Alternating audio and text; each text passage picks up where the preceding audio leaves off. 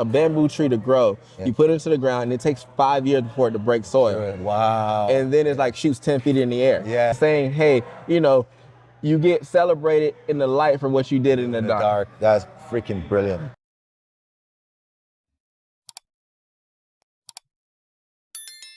You know, it takes so many years to become a overnight success, whatever that means, right? Yeah. But it's not overnight. No. You've been doing it. Like when we see people who are young, like a Simone Biles or anyone like that, it's like, well, they've been in the gym since they were 3. Yeah. We see the Khabibs, it's like, no, they've been doing this. They've been wrestling better since he was a kid. You find these little videos of them being great for a long time. Yeah. I'll never forget that now, the bamboo story. I've heard it before, but it never hit home like the way you just said it. Yeah, that's crazy. Yeah, but it's like you would have to, look, think about this. Some people are going to quit if they don't see instant results. Yeah. So guess what? So for you to say, hey, I put this in the ground, I watered it, I nurtured it, I made sure that I kept the elements away from it for years and years and years. Wow. Because I know that it's going to grow. Yeah. As a parent, we do it all the time. Yeah. We invest in our natural. children. Yeah. Because our parents did it for us. Well, most of our parents. I don't know everyone's situation. But most of our parents they saw something in us. Yeah. And so they start to place these things around us. Oh, hey, my son likes science. Or my daughter loves science. My son likes trucks and stuff. So now, instead of us buying him science stuff and buying her, dolls and stuff, hey, you know what? We're gonna buy this little set, little mat. We're gonna buy you books that are science related. We're gonna teach you about the stars. And 100%. So now, hey, I know all the planets. I know all the sciences. Hey, what's a non-Newtonian fluid? And it's like, they're so into it. Yeah. That we want people to find their own passion, but we never let them do it. Yeah, and that's to your point. That's the biggest challenge we have in this gym. Biggest challenge I have as a coach. I try to explain to people, like, you can force your kid into sports and you can force them to play a sport and drag them to practice all you want. Yep. And I mean, to a certain degree, personally, I think that's an all right thing to do to keep them fit and healthy. Yes. But you let them find their passion. And once they find that passion, then you run it. Then you turn up and make sure, that they pursue what they want, right? Oh, 100%. And I'll take it a step. I always use this analogy. I say, look, as a parent, most kids don't love eating vegetables, right? They love eating cookies, candies, and stuff that they enjoy. Oh, yeah. But if they eat too much of the stuff that they just love doing, like they just have fun doing, guess what? The kid's out of shape, their health is involved. Yeah. So it's like they're the things that we know they need. When they need education, they need proper rest, they need boundaries and discipline. Right? So putting them in situations like, hey, a kid may love playing basketball games but not going to basketball practice. We talk about practice. To your point, I'm sweaty, I just had practice and just worked out with the guys, but I had that specific conversation with the U14 kids that I coach today. And because I've been away, we were at the trials and all that stuff, and so they've been getting coached from a couple of other coaches, and they've been having a lot of fun. So now when I come and I'm drilling, because this is the high performance group, right? They come to my group because they have fun when they're kids, but then they're like, no, we want to get better, so let's come over here. So that's the principle. But now they're forgetting because all they've been doing is having fun. So I'm trying to teach the basics, and these kids are starting to have fun and joking around and getting slow to get up, and I'm like, no. We don't do that here. You are more than welcome to go back there. Yes. But if you're over here, like, this is what we do. Don't you remember now? Yes. Remember why you're here? And I had to bring them back on track. And the number one thing that I'm saying was that, listen, if you're serious about being here and being successful, you have to do the technique. You have to drill. And when you get through the drilling, then the reward is we get to have fun and we get to scrimmage, right? No, honestly, we see that in majority of programs that start kids at a youth level because you hook them with fun. You hook them with a ball. You hook them with things that they enjoy doing, right? Oh, hey, come on, let's kind of mess around. Let's kind of do this. Let's kind of do that, right? Yeah. You want to hit the bag. You want to play with the ball. Go for it, right? And that gets them in and now you can kind of see where their abilities lie. Yeah. And then from there, you've got to start to gradually curtail them, because if you do it too late, they think it's only supposed to be fun. And it's like, there's a part of that's fun, but there's a part of this is also work. Yeah. So I think you got to find those. I think for how I used to do it in my program, because I used to have, like, with my youth kids who I used to have, like, we start off and it's like, hey guys, this like you kind of have to build it in. All right, hey, listen, we're gonna get serious now, and then they tighten up. Yeah. All these things are learned skills. If they don't learn when to turn it on, when to turn it off, and not make it like it doesn't have to be even like nothing crazy where it's just like, because I'm not a fan of like going crazy, like yelling at kids and stuff like that. But it's more so like, hey, listen, I'm straightening up. Hey, I need you guys to straighten up. All right, hey, listen, there's a time for this, there's a time for that. Yeah. We see it in school. Yeah. There's playtime and then there's work time. So I'm more of a teacher than a coach in some extremes. Yeah. Because it's like, I need you to understand it. I need it to be a level of progression to it. Yeah. And you need to understand, hey, why we're doing it, how to do it, and now I can coach you to do it better. So I'm gonna cut you there because I'm gonna give you your flowers, bro. Because listen, we have something in common. I'm sure I told you. Like, so for those of you that don't know, I'm a wrestling coach, but my favorite sport to watch is track and field. It is. Like, I love it. I love watching track. I did track when I was young. The only difference, the reason why I think I wrestled instead of running was because my high school wrestling coach allowed me to go to a club and train, but my high school track coach was like, no, you don't need to go to a club. I got all you need right here. And at that time, I think I was in grade 11, and I ran a 4:15, 1500, I believe, and I ran. Yeah, bro, I was good. I was quick, bro. Yeah, and I ran a 2:03, 800. Oh wow! Like, no, that's solid. I was okay, but I was in the league where it was all the rich white kids that would just like kill us. You know, so I was always struggling to get to the next level. But they went to OFSA and they were smashing it. But anyway, long story short, when I met you, and we were looking for my son and I, we were looking for a track coach. And the minute I saw you, the way you coached. And I started to think, and you thought maybe I was around hanging out because I was just trying to work out. I was actually watching to see if I like what was. And bro, I was so impressed. Oh, I appreciate it. I was so impressed with everything that you did. Like you were on it. Like, and you went through. And what you don't know, I think you've done it so much, and you're so good at it. You don't realize you go through the long-term athlete development stages naturally. You do it. And I'm watching it, and you're just talking about it right now. You're just explaining it. Like, you're talking about when they're kids, we hook them with fun, of course, and then after that, you straighten up and get them more technical. And then once they learn the drill part of it, then you can start now teaching them how to actually, how to compete. It's beautiful. It's beautiful. And a lot of coaches don't realize that, right? I think I've been blessed to be around great coaches, and even right now at Vanderbilt, man, the team of coaches that we have, like, honestly, is the main reason I went. Like, most people like, oh, did you go because it's SEC school? Oh, did you go because it's a Power 5 and all this other stuff? And I was like, that's not the reason that I even that was never the thought. Wow. The thought was, Althea Thomas is an amazing coach. I've known her since when I first started coaching Division I. Wow. And she's always been a great person, really good, amazing recruiter, great to people. She never made you feel less than or marginalized, right? Wow. And those are things like we see people and they think that you got to be a douchebag or an a-hole to be at a high level.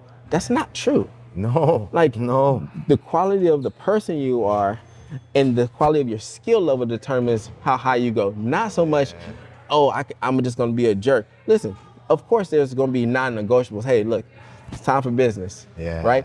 But at the same time, like between her, Justin Byron, who is also who I work with right now really closely, like between those two, there's a perfect mix of high performance, intensity, and just the ability, the emotional connection to people. Wow. They actually care. And I think like you have some people who can placate caring. Yeah. Oh, hey, how's you? Oh, yeah. Oh, no. But and then when a situation arises, they can't pinpoint where it came from because they don't really know you. Yeah. They're not gonna say, hey, take this day off. They're gonna say, no, you need to be training. Yeah. Like I give you a story. Yeah. Like this summer, we had a young lady on our team named Ilaria. She's number 3 in the world in 400 hurdles. Like, oh wow. At a high school, she was decent, but she's amazing now. And like we have a really strong team. And she came back from getting the bronze medal at want to say Pan Ams, and she's out there, she's warming up. If you're in tune with your athletes, you know when they're not who they are during the warm-up. they move differently. Like your eye Yeah. just catches it, their body language, Yeah. right? And so you know when your kids are up here, you know when they're down here. So just that observation. Yeah. We talk about obsession.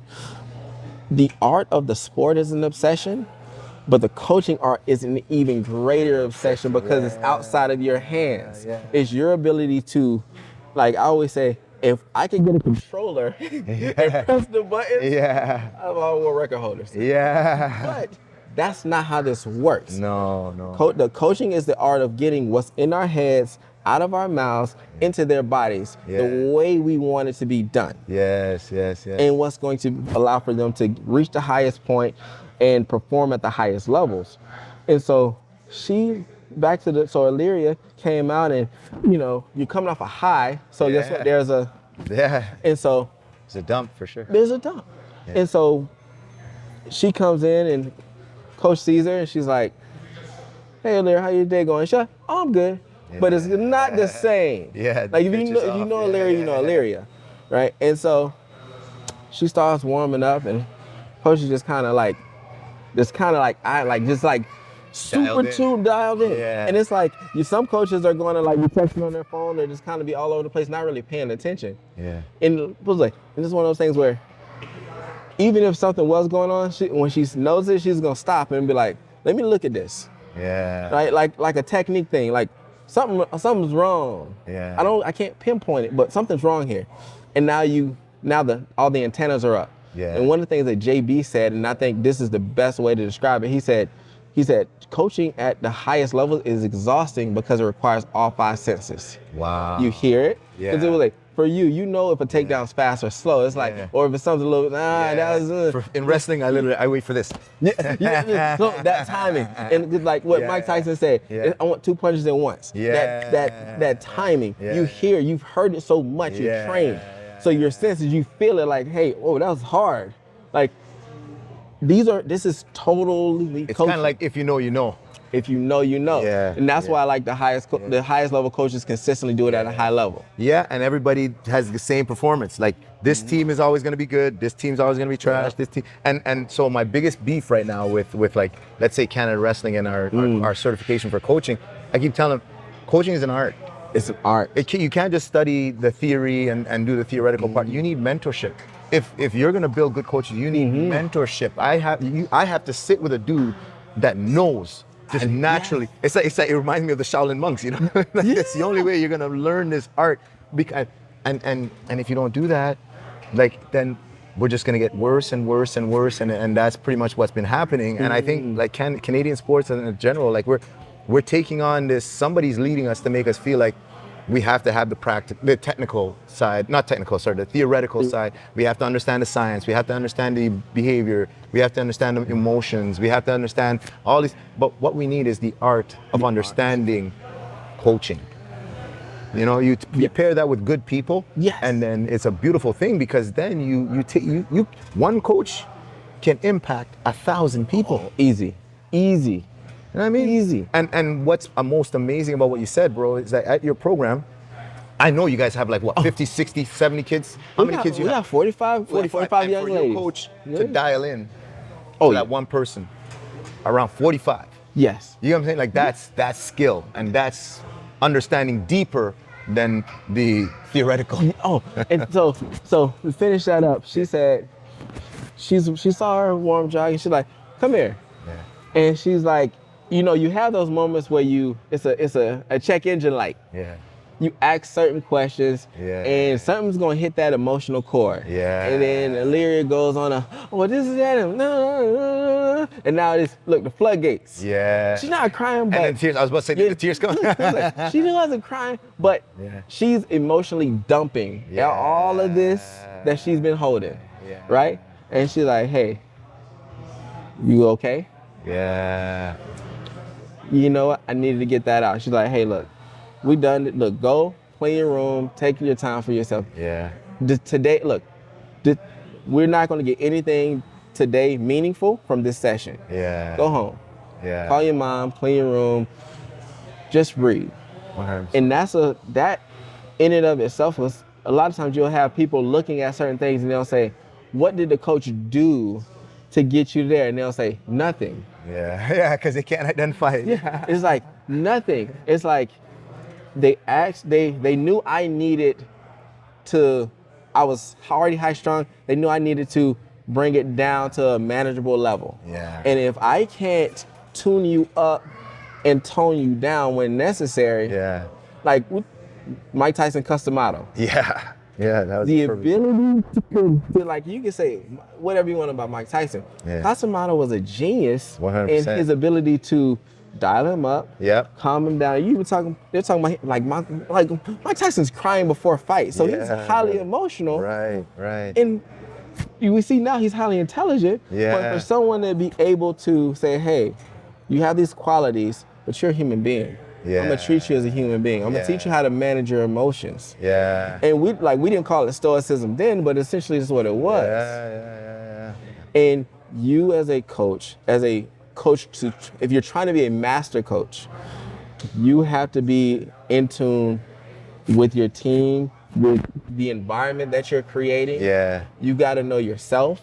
Yeah. Because when your energy's off, it's going to affect. What they say, the athletes take on the persona of their coaches. If a coach is kind of like swaggy, the kids start to get a little bit swaggy. Yeah. It's like, we know, like, if teachers at school are a certain way, our kids come home and be like, where you learned that from? Yeah, 100%. But we don't teach that in our house. 100%. It's so important, man. Like I tell my guys and my girls all the time, it's like the coach, if you want to see what the team's gonna look like, you look at the coach. Like I tell, without trashing anybody, because it's not what it's about, but like coming through the sport of wrestling in Canada, I had an amazing coach. Like I had a lot of amazing coaches. Actually, I was very lucky, very, very lucky.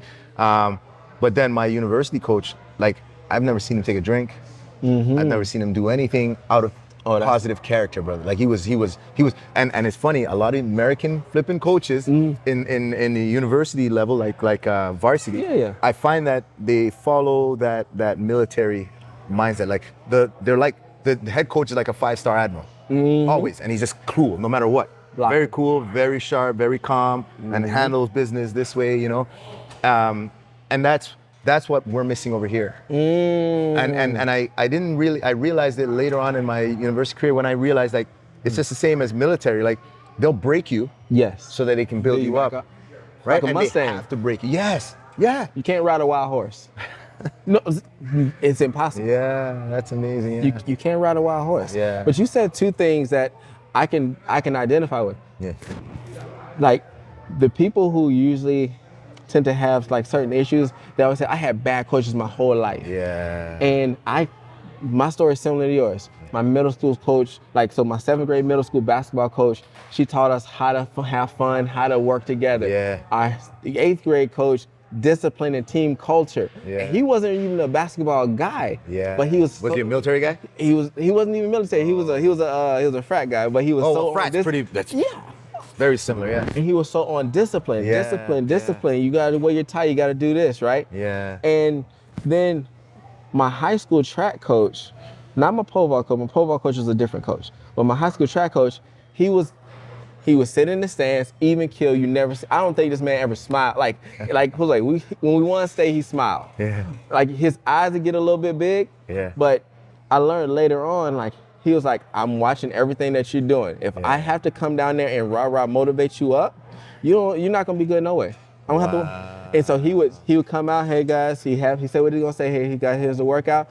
And he wasn't like amazing technical, but I learned from him, you don't have to be in their faces all the time. Yeah. You have to release the ownership of training to them. Yeah. And that's what he would do. He would sit back and he'd just observe, and he'd say certain stuff. He was like, yeah, I saw when you snuck out of practice this time. I saw this, yet the reason that you're not on the relay is because remember Thursday when we like you finished, like your group was finished early. Instead of you sitting around taking mental notes, you're like, oh, I'm just gonna head out, or oh, I'm gonna go over here and talk to this girl over here, or whatever it is, right? And it's like, I think Kobe Bryant said, I don't trust you. I don't trust you because when the pressure is on, you're not so locked into, you're not in tune here. Yeah. It's a selfish move. Right. And when you're young, you're very selfish. And we had great, and then like in university, I think that's the guy who, like Coach G, amazing coach. He's the one that took me over the top. Sorry, what school was that at? This is at Bethune-Cookman University in Daytona Beach. Nice. he took me over the top as far as in technical coaching. He was the one who was like, why are you doing your drills like you're doing your drills too hard. Yeah. Relax. Like, because he was a pro style coach. So he coached me more, he coached us more like professionals than like kids. So it wasn't like super military where everyone had to do the same thing. Hey, listen, you need to do a little bit extra here, do that. Hey, now come here. Hey, your hips are this, that. Hey, go see the trainer. We're not gonna leave these little things unchecked because you're a Formula One race car at this point. If the alignment's a little off, you're gonna pull to the right. I need you going straight. So he was more the ability to motivate. He's a great motivator, great recruiter, but his technical eye for coaching is like, man, look, he's everywhere he's done it. He's multiple, and he hasn't had someone missing Olympic games in the past. I've known him at least like 3 decades, like at least 2 decades. Nobody, like every year he's got somebody in the hunt. And it's like, you pick up on these pieces. And then like the last coach that I worked with before I came here was Darlene Moore at FAMU. And actually Coach G's at FAMU now. And she was like, what she taught me was, because she was heavily disciplined, like she was highly disciplined. And so what she had was this polarizing effect. So most people think that you gotta love your coach to respect them. No. Man, like some people loved her, some people hated her, but they were never gonna cross her. And some people say it's better to be feared than to be loved. She wasn't maniacal, she wasn't like malicious, but she wasn't gonna take no crap. She wasn't gonna like, and she was like, this, hey, I'm gonna submit. Look, I've never seen, like, I've had coaches who, an athlete do something, miss something here or there, and they're like, oh, well, hey, we're gonna do this. She was like, no, you're gonna miss a week of practice. No, you see that face? And I was like, in my mind as a coach, I'm like, well, if she misses a week of training, what is she gonna come back looking like? This and that. Well, what she realized was, hey, this is what she said. She said, a kid that's a disciplinary problem will never help you in a championship because that's when all the pressure's on. She said, she had won 6 cross-country championships back-to-back, multiple conference titles. Everywhere she went, she was a winner. Wow. And that was I've won a lot of championships in different places, but how she did it was so different. And she said, those kids will never help you. She's like, those kids will never help you when the pressure's on. Because those are the ones that, when the pressure's on, they're looking for an outlet. They're looking for someone else to take the ball. No. She said, and if I tell you you're gonna miss a week of training and you take it as a party week, when you come back, you're gonna be out of shape. It's gonna be tough. So it's a test. It's a test. How bad you want this? This is, sport, like athletics in the U.S., especially if you're in Division I level, it's a gift. It's a privilege, not a right. And most of the kids take it as, oh, no. I'm taking that away from you. You're not gonna be able to come out to practice. And now, if they want it, because you think it will work in the opposite way, where they're gonna be out of shape. It's like, if they want it, they're gonna train on their own. Because you shouldn't have to be around for them to do it anyway. I'll give you a quick story about that to show you how different it is with cultures. To your point, I know a coach. A friend of mine is a Russian, like multiple time national champion, world champion and stuff. Like very successful guy. Anyway, so he got contracted to coach in China, and he's coaching the women in China. Oh, that's cool. He says they work so hard that he has to like spy on them to make sure they're not doing extra work. He says, you cannot train today, you need to recover. They're in their rooms. Trying to get down. Listen, that's okay. So Vanderbilt, we only have women's track. We have men's cross country, we have women's track and field. And that was one of the things people say, oh, you don't have a problem with coaching? I said, listen, the thing about coaching women versus coaching men, I said, one, we understand there's some chemistry things that are a little bit different. You can do weight training a little bit different. You can really cater to training. You can focus. The way young ladies act when young men are around is a little bit different. And the way the young men act when young ladies are around is different. So they can be themselves now. And you can get everything you need out of them. And then it's, But what about the competition of the men? Like one of the advantages, at least in wrestling, for us is that our women can wrestle our men and get better faster. In some countries, a lot of the Muslim countries, they don't allow that, so it makes it a little harder. What are your thoughts on that? Okay, so So watch this. In high school track, a lot of young girls end up running against lower level boys. Yes. They're like, In university, does no. Yeah. Well, it's not the same. Yeah. Because an elite level woman, technically, position wise, like some of those things are going to be different. Yeah. And the physical body of a male starting next to you. I've correct myself now. I get it. Because there's some areas where it can work, and there's certain areas where it's going to be unadvantageous for the young lady. Like at the high school level, if you don't have another young lady who's close to where now it can, because the way women psychologically intimidate each other is not the way the men do it. Like Usain Bolt stayed so relaxed, he's joking, he's clowning, that throws other people off if everyone's serious. Yeah. Whereas women, it's kind of like Mean Girls. Yeah. So guess what? You can do stars with the boy who's gonna talk some trash. Guess what? That girl next to you, she's going to make you feel like you're not even there. Yeah. And that's a psychological. They go hard, those women. Yeah. It's subtle. Yeah. So when you're talking about bringing in a boy, so now you got girls trying to act like a boy, but you have a girl who's totally confident in herself. And she's just like, and so now that person who would try to get in your head by like Shelly Ann Fraser and the Jamaican girls, look, they walking by like this, look, you don't care. That don't matter. You're chirping like you're a guy. It don't. But guess what? What did we see Sha'Carri do this last year? Toned it down. 100%. She understood. She toned it down so much, bro, that she materialized being outside of the track. Yes. She's like, I'm not even here. You don't even see me. You don't listen, because now I'm so locked in, because if I train with guys, I'm gonna try to do this bravado thing because I see that work. Yeah. When I'm training with elite women, they operate a little more regal, a little more classy, and sorry, I don't mean to cut you, it. but that's the main reason why my daughter's gonna run track, bro. Right? You get what I'm saying? Like my son running track, I'm all about it. I'm all about it because I want him to be good at stuff and be just fast, and he has to be fit. Like, you got to run and you got to fight, like, period, right? Yeah. But my daughter, I don't want her on a basketball court. This is my bias, and I don't care if you don't like me, don't like me. But the most regal women that I have seen are these track women, bro. They walk around like flipping thoroughbreds. Yeah. Like, am I lying? That's it. No, but and they carry themselves. They're all done. Yeah. Like, how the hell do they run with all that makeup and the hair and the nails? Well, how do they and still do it? But you gotta think. So watch this.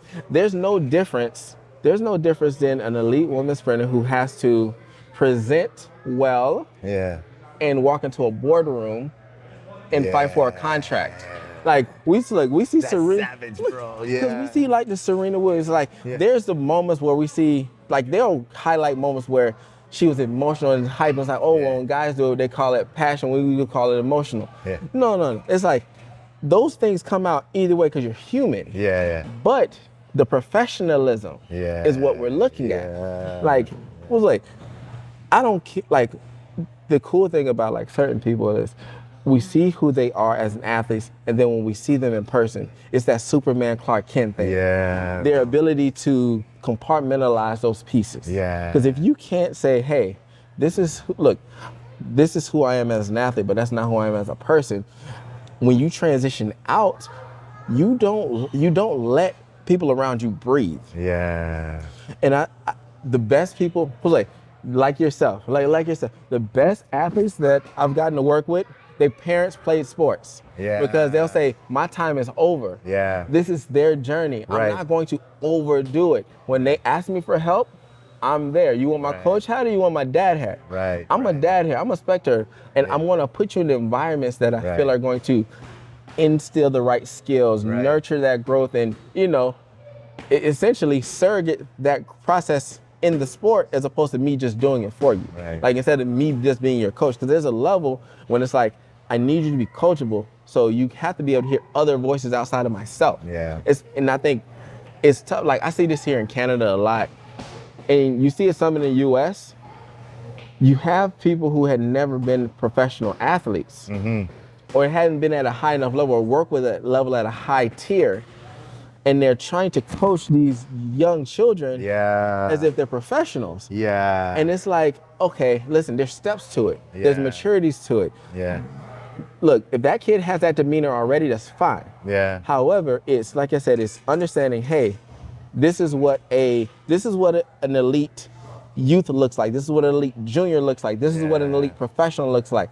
You're not there yet. And I need you to understand there's steps to it. There's pieces that you build it. And it goes back to that bamboo tree.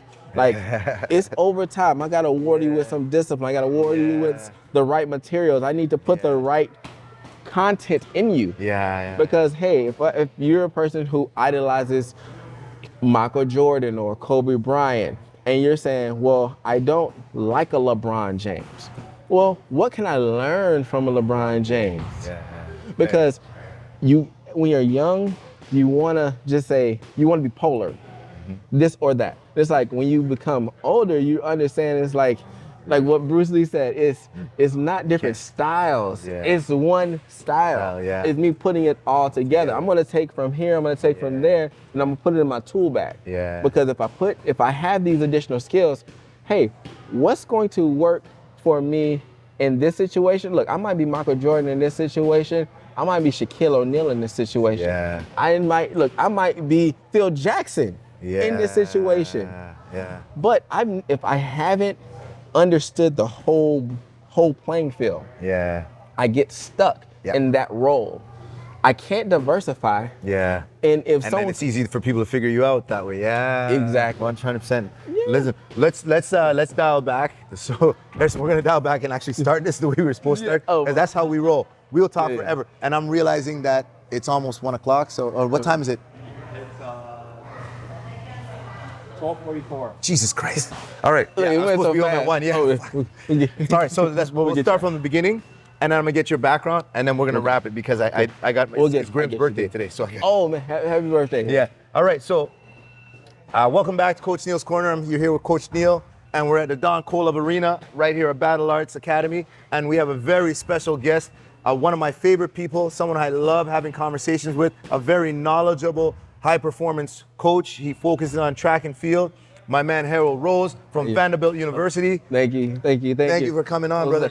Please. Boom. Hold on. Well, before we get it started, let's get it anchored down. So we say on the thumb to the left, this is our logo, anchor down. Anchor down. Anchor down. Let me see it. Boom. There you go. So if you go with the right hand, you go here. And the left hand is go there. So anchor down. Anchor down. That's so dope. No, it's so. Is that a Vanderbilt thing? Like that's how you guys do it? Yeah. So what does it mean? Sorry. So our mascot is the Commodore. So it's naval, right? Naval. Yeah. Good. Yeah. So when you talk about anchoring down, it's talking about being steady. When you drop the anchor of a ship, and I don't know if you've ever seen a video of someone dropping an anchor. It's not like an easy light thing. It's like hard, boom, and it hits. Because now you got to steady the ship. And so you can't really move forward if you're not steady. Like I said, we got amazing AD, amazing director of track and field, and we're anchoring down, man. That's dope. I'm sure you guys are going to be awesome the way you talk about it. If you're not already a very successful team, it's only a matter of time. I want to get real quickly, man. Let's find out, like, who are you? Where do you come from? What brought you to this point where you're now at Vanderbilt, and what's your background? Give us a breakdown, and maybe your favorite experience that you've had so far. That's a great one. I'm originally from Jacksonville, Florida. I'm the firstborn of Harold and Teresa Rose. Like my mom had when she was 15, so my whole story is kind of weird. Like people are like, your mom had you when she was 15? You're not supposed to be here. I was like, right. I was like, Trayvon Bromell says that too, but look at where he is. I competed at Bethune-Cookman University. I went to Wilson High School. I was a decathlete, so I did all the events, man, all the events. Played football, played basketball, played a number of sports growing up. Very diverse childhood. In my last year at university, I ended up chipping my patella, got injured, and started student coaching.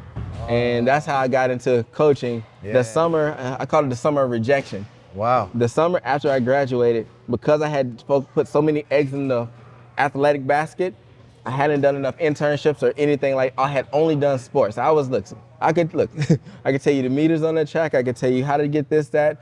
I could tell you who the top athletes were. But I had not done a ton. And I had a degree in English, which most people don't realize my bachelor's degree is in English. Wow. Which, like, initially I wanted to go to law school. Oh, wow. Yeah, because I did law in high school.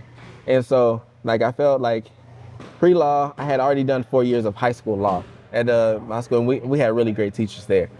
And I felt like the English piece would help me read, learn, interpret. Yeah, reading degree is an English degree is a great degree to have. Yeah. Well, because being a lawyer is reading and writing. Yeah, man. And if you can't read and write and interpret text and stuff like that, it's tough for you to be an elite lawyer. Yeah, 100%. But long and the short, like that summer, I got out trying to apply for a law school, and I'm just applying for like menial jobs, like here, they're just some stuff to put money in my pocket.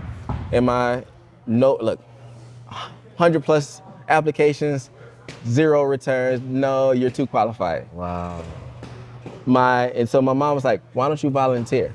Yeah. Like, why don't you volunteer? My mom's always been really good on, like, she always says stuff. She's always been way ahead of her time. Wow. So why don't you volunteer? I would used to volunteer at church, but then, like, I went to my track coach and I was like, he was needing someone out there because he had lost his administrator. Oh, wow. And so he started doing the administrative piece. He started allowing me to coach. Wow. Had a lot of success. That's lucky. What a position to fall into, man. Listen, right on time. Yeah. So we had a ton of success that summer, and then at the end of the summer, I got a call from one of my jump coach at the time, and he was like, "Hey, there's a graduate assistant position at Mississippi Valley," and I was like, I'd never been to Mississippi.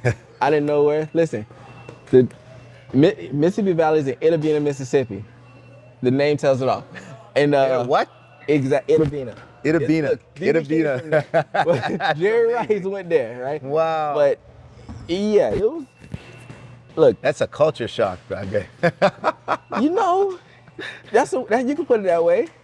It was like culture shock. It was different. But if you have the mindset, right, you go in, you're like, hey, I'm just wanting to learn, get this opportunity. Work on. I ended up doing criminology for my master's degree. But I went there and it was like, I had Danielle Douglas as our head coach.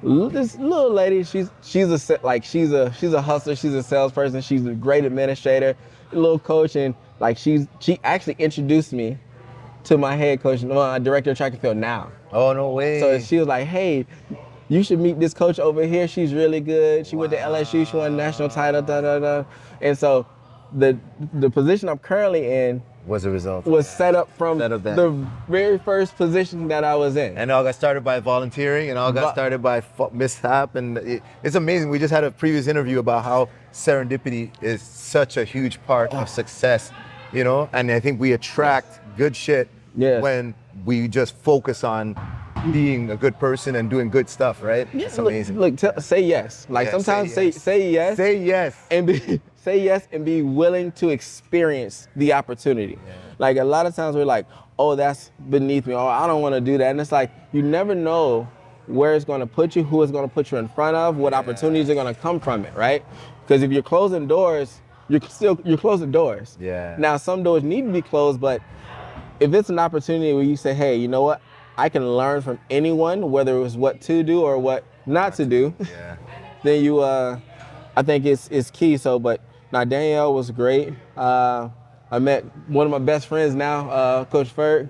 Like I said, Coach Ferg taught me how to be an assistant coach because this guy, he had a military background. Nice. And like, I think for me, he's a great communicator. Okay. But long and the short, Ferg was like the best assistant. I learned a lot from him by checking your ego, not like, it doesn't matter how bad you want it, understand where you are. So, shout out to Ferg. Shout out to Ferg. That's dope. Yeah.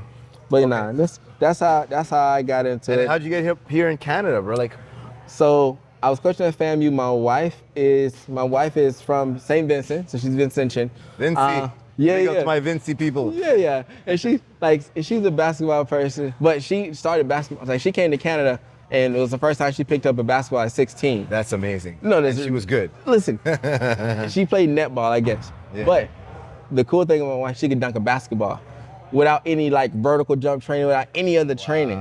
She's an athlete. Oh, listen. So your kids are gonna be. Look, are you sitting back going, yes? Listen. Score! I've been recruiting for a long time. But yeah, we might delete that part, but it's okay. No, but her dad was an Olympic sprinter. Oh, wow. I know. Look, I didn't even know until like later on down the line. Wow. But it's crazy. So yeah. but no, long and the short, she's the more of the athlete. Like we were talking last night about that Simone Biles, Jonathan Owens thing, and I was like, she made that move, but I was like, we know that she's the more notable. She's technically the catch, but she wanted what she wanted, and she's a go-getter.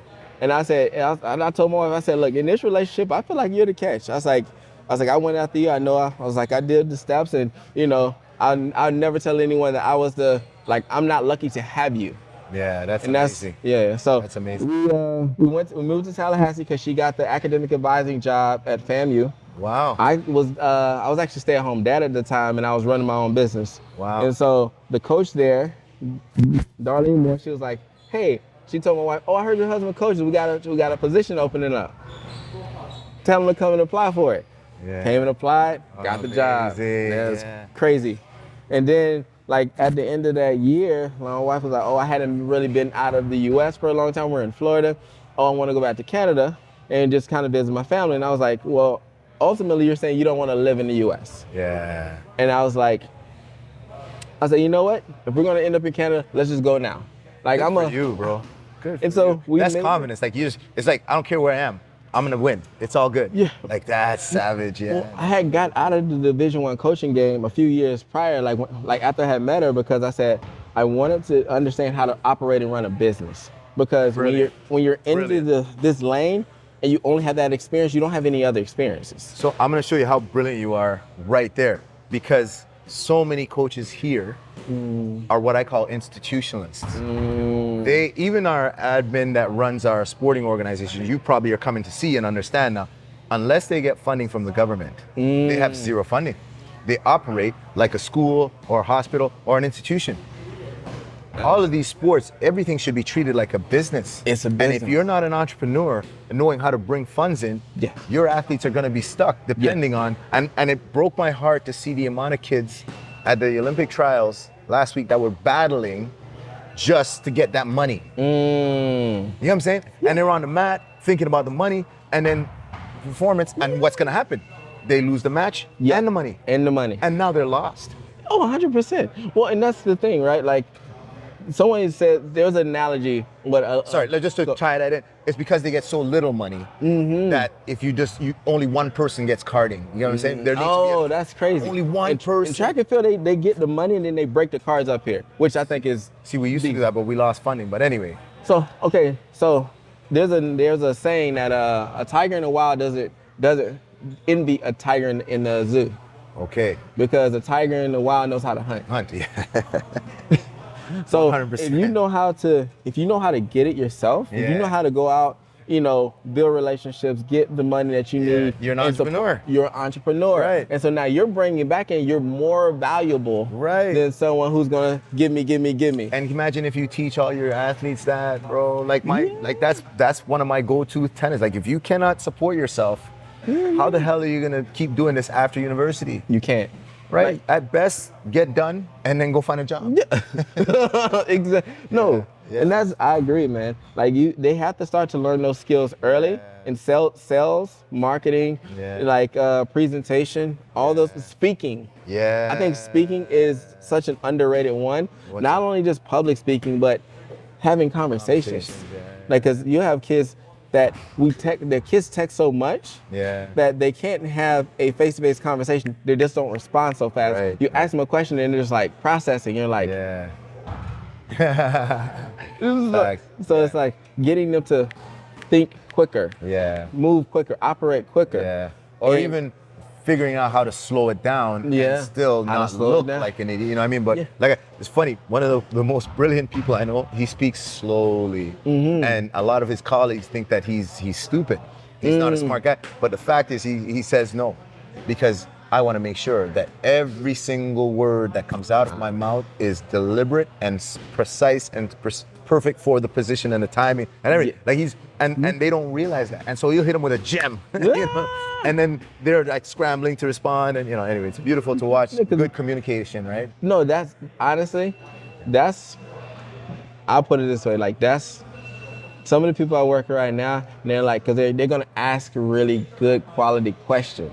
Because asking great questions, like people are like, oh, are you asking because you don't know? And they say, well, I don't want to assume Yeah. that you're anywhere that I think you are, Yeah. and you're not there. Yeah. Because we can't get on a common ground if I'm assuming that you have this information Yeah. and you have this information, and I ask you something and it goes over your head. Yeah.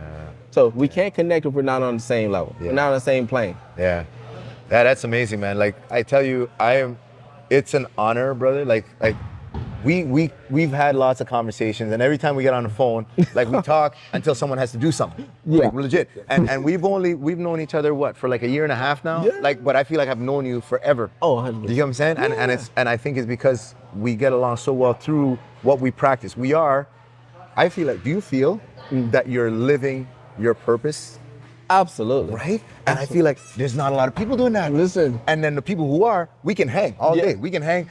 You know what I mean? But the people who aren't, they feel a bit insecure. Anyway, sorry, No, people. sorry. Love y'all. It's all great. But Listen. But you got to live your purpose. And that's why I feel like we can chat and get along the way we are. Listen, it's golden. Like Yeah. to wake up every morning Yeah. and be excited to go do what you do. What? Like I remember my wife was like, you're always breaking down videos. You're always It's in like, it. Yeah. And it's like, this is not work. This Yeah. is just what I do. This is my hobby, yeah. This is who I am. I get And paid for my hobby. That's what they say. That's the cheat code. That's the cheat code. Yeah. And that's I think and say that like the best experience I've had so far at Vanderbilt is just being able to sit into the meetings. Not like, listen, when I have my own business, like I used to just not like meetings. But when you're sitting in the meetings and you're hearing these smart people have these conversations, and then you go out to the track, like every day is my best time. Yeah, brother, that's amazing. Like so it's because you're sitting here and the conversations that are being had are so rich. Yeah. It's like you go back like my best friend, he called it being a rake man. He's like, I would just want to, he said, I would just want to go to wherever, like whoever I feel like the best coach is and be their apprentice. It's like, I'm gonna rake the sand, I'm gonna put the cone down, I'm gonna put the tape. Whatever you want, just keep it coming. Keep it coming. Yeah. Because it's not I don't know, Yeah. or I haven't done. Yeah. It's enough humility to know Yeah. what you don't know. Yeah, that's beautiful. Listen, I have learned a lot, even in this conversation, and I learn all the time from this gentleman. Yeah. I'm gonna say, brother, thank you so Thank much. you. Keep doing your thing. You're killing it. I can't wait. Like, part of me is a little vexed because he left and he's moved on to bigger things, which is so amazing. I'm so happy for you, but I feel like I miss you over here, and I know a lot of people are missing you, but listen, keep punching, keep doing what you're doing, go all the way to the top. You are the kind of person that needs to be leading a full university program, and I hope it comes to, I don't hope, I know it's coming. It's coming, bro. Yeah, Pleasure. appreciate it. Thank you so much, Take man. care. Take care of yourself. Yes, sir. That's Coach Neal's Corner Take care. for this round. We're wrapping. Coach Harold Rose, look out for him. Vanderbilt, look out for his whole squad. They're going to be doing some damage this year on the track. Thank you so much.